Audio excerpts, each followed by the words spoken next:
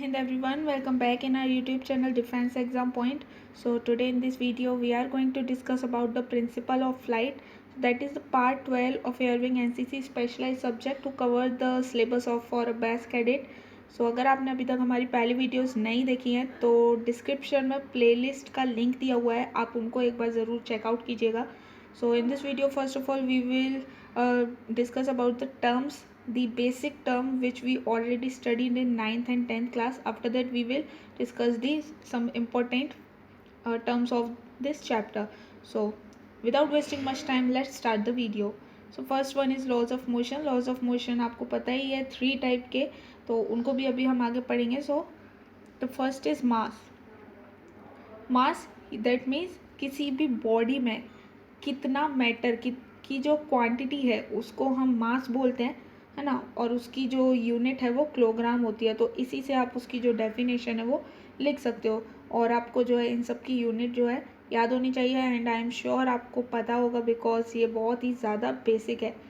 The second one is density. Density जिसका formula mass upon volume होता है, और इससे हम इसकी यूनिट भी निकाल सकते हैं केजी पर metre cube. So next is motion.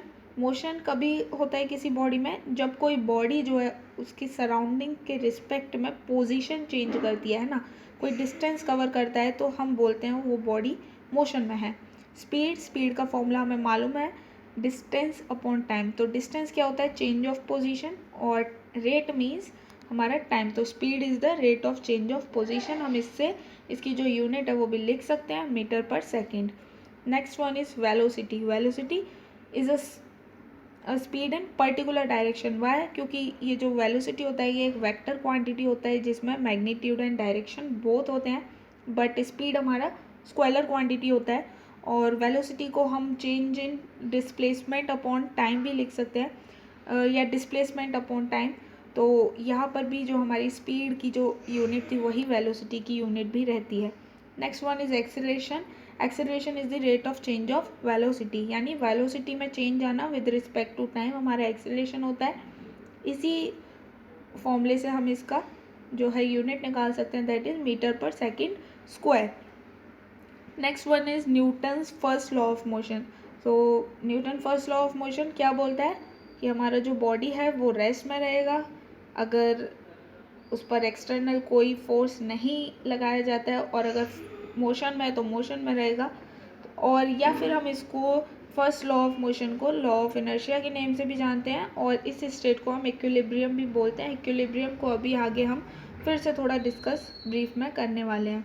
तो next one is momentum. Momentum का हमारा फॉर्मूला याद रखना ज़रूरी है, that is mass into velocity. और अगर इसकी हम इक्वेशन यूनिट की बात करें तो केजी मीटर पर second. So next one is force. Force हमारा क्या होता है, किसी भी चीज़ का पुश और पुल करना जिसकी वजह से बॉडी में चेंज आए, तो वो क्या होती है, हमारी फोर्स होती है, और यूनिट इसकी न्यूटन रहती है. Next one is pressure. Pressure का हमारा फॉर्मूला रहता है फोर्स अपॉन एरिया, और इससे हम इसकी जो डेफिनेशन है वो भी लिख सकते हैं. Next one is Newton second law of motion. Newton second law of motion हमारा मोमेंटम को डिफाइन करता है कि जो हमारा फोर्स है वो डायरेक्टली प्रोपोर्शनल होता है हमारे मोमेंटम को. और अगर हम प्रोपोर्शनलिटी साइन वगैरह हटाते हैं तो हमारा जो है फॉर्मूला हमारा F इक्वल्स टू ए में निकल के आता है. मोमेंटम का जो हमारा फॉर्मूला था मास इनटू वेलोसिटी का रेट से हम कर रहे हैं, तो है ना, यानी F equals to change in ये मोमेंटम अपॉन टाइम आएगा. तो मोमेंटम अपॉन टाइम से हम अगर मोमेंटम को मास इनटू वेलोसिटी रखते हैं तो हमारा force equal mass into acceleration वाला फॉर्मूला जो है सेकेंड लॉ ऑफ इक्वेशन में निकल कर आता है. So the next one is Newton's third law of motion, that is there is in every action there is an equal and opposite reaction. किसी भी बॉडी पर कोई एक्शन किया जा रहा है तो वो उतना ही इक्वल एंड अपोजिट रिएक्शन अपनी देगा.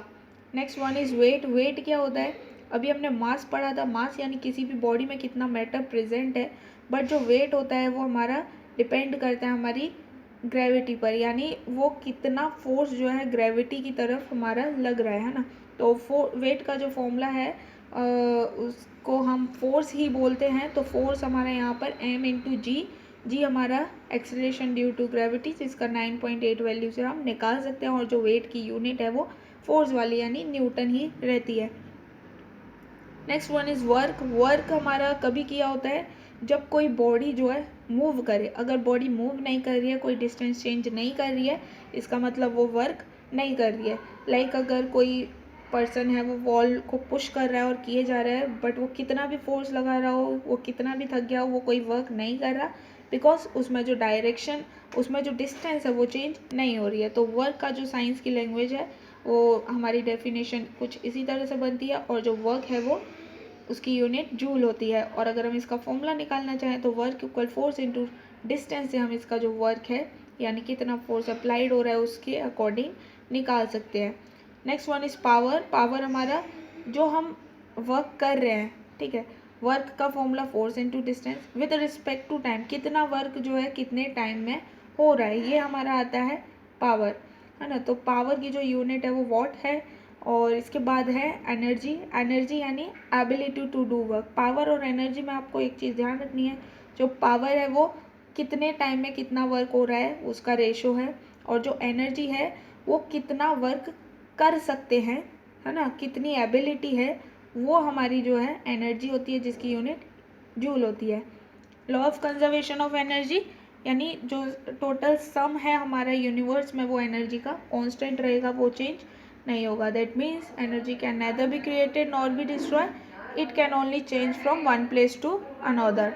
Next one is equilibrium. Equilibrium क्या होता है, यानी जो किसी बॉडी पर फोर्स लग रही है वो हमारी जो उसका एल्जेब्रिक सम है वो ज़ीरो रहेगा। लाइक अगर एक टेबल है, उस पर 4 लोग चारों तरफ से क्या कर रहे हैं, पुश कर रहे हैं, और अगर उन चारों का ही पावर जो है सेम है, फोर्स सेम है, तो वहाँ पर जो है वो टेबल इक्विलिब्रियम में ही रहेगी, बिकॉज उसका जो है वो कहीं भी मूव नहीं करेगी।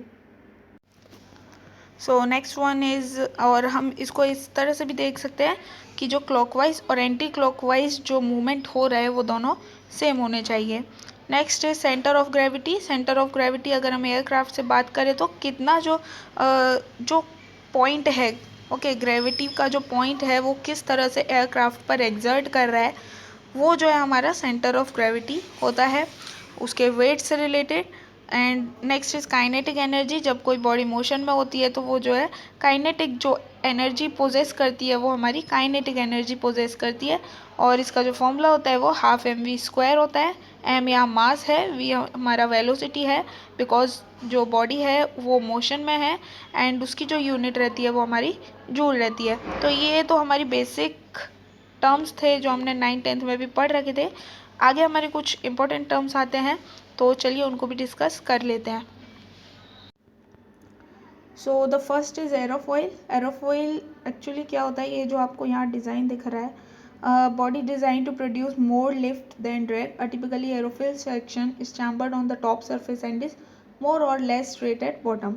तो यहाँ पर जो एरोफॉइल का हमारा दोबारा यहाँ पे एक इमेज है, तो मैं आपको एक बार बना के दिखा देती हूँ। तो ये यहाँ जो हमारा एयरक्राफ्ट रहता है, ठीक है, लाइक इस तरह से जो हमारा एयरक्राफ्ट है, तो यहाँ जो है जो शेप होती है, ठीक, ये हमारी एरोफॉइल होती है। तो इसको एक और बार मैं बना के दिखाती हूँ। यहाँ पर कुछ इस टाइप से वो जो शेप है वो दिखती है। तो ये नीचे की तरफ से स्ट्रेट फॉरवर्ड होता है, और यहाँ से चैम्बर्ड यानी कर्व शेप में होता है। ये क्या करता है, जो लिफ्ट है उसको ज़्यादा प्रोड्यूस करता है in comparison to drag. Means हमारा जो ड्रैग है, यानी जो हमारा एयरक्राफ्ट को, लाइक यहाँ पर हमारा ये जो एयरक्राफ्ट रहता है, तो इसका जो हॉरिजॉन्टल कंपोनेंट जो कि इसको बैकवर्ड की तरफ पुश करता है, इसको हम ड्रिफ्ट बोलते हैं, और जो इसको ऊपर की तरफ उठाता है इसको हम लिफ्ट बोलते हैं। तो ये जो है एरोफॉइल हमारा लिफ्ट को ज़्यादा प्रोड्यूस करता है in comparison to drag. So the next one is chord line. So यहाँ पर आपको दिख रहा है, ये एक डायग्राम हमारा बना हुआ है कुछ इस तरह से एरोफॉइल का, और यहाँ पर इसका जो टेलिंग है और हेडिंग, हेड और टेल, ये दोनों को एक लाइन से अटैच किया गया है, इसको हम बोलते हैं कॉर्ड लाइन। एंड इसका जो लेंथ होता है इसको हम बोलते हैं chord length. Next is angle of attack. So what is angle of attack is, like यहाँ पर हमारा एरोफॉइल था, यहाँ से हमारे कुछ एयर फ्लो जा रहा है। ओके, तो यहाँ जो इसका कॉर्ड लाइन था और ये जो अनडिस्टर्ब्ड एरोफॉइल है जो इसको टच नहीं कर रहा है, उसके बीच में जो एंगल बन रहा है, ओके, वो यहाँ पर हमारा होता है angle of attack. Next one is angle of incidence.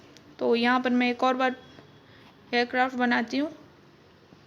तो यहाँ पर ये हमने एयरक्राफ्ट बनाया, यहाँ पर हमारा एरोफॉइल प्रेजेंट होगा और यहाँ पर ये है हमारा एक लॉन्गिट्यूडनल एक्सिस जो कि एयरक्राफ्ट के बेस, जो जिस तरह से हमारा कॉर्ड लाइन बनता है एरोफॉइल का, और इसी तरह से। तो यहाँ जो ये एंगल हमारा बनेगा ये हमारा होता है angle of incidence, means angle between the chord line and the longitudinal of the axis. So what is total reaction? So total reaction वही होता है लाइक हमारे पास यहाँ पर कोई एक मिनट, यहाँ पर हमारे पास कोई ऑब्जेक्ट है और या इस ऑब्जेक्ट में जो है चारों तरफ से या कई भी तरफ से जो फोर्स लग रही है, अब जो फोर्स ज़्यादा पावरफुल होगी उसका जो है रिएक्शन यहाँ पर हमको दिखाई देगा। तो डिपेंड करता है कि किस सिंगल फोर्स पर या कितना हमारा जो उस एरिया पर एरोफॉइल पर जो फोर्स लग रहा है वो उसको उस पर एक्सर्ट करेगा, ओके, एग्जीक्यूट करेगा वो किस फोर्स पर, उसको हम बोलते हैं total reaction. Lift and drag मैंने आपको बताया जो हमारा हॉरिजॉन्टल वाला कंपोनेंट रहता है जो कि एयर फ्लो की सेम डायरेक्शन में रहता है, हमारा ड्रैग होता है, और हमारा वर्टिकल कंपोनेंट जो कि हमारे ये जो एयर फ्लो है उससे 90 डिग्री पर परपेंडिकुलर रहता है, उसको हम बोलते हैं लिफ्ट। सो ये था हमारे चैप्टर 7th में, and in next video we will discuss about the chapter 8 forces acting on aircraft, which is very important. There are 4 forces in which lift and drag we already studied in this video, and in next one we will discuss all these 4 forces in brief. So keep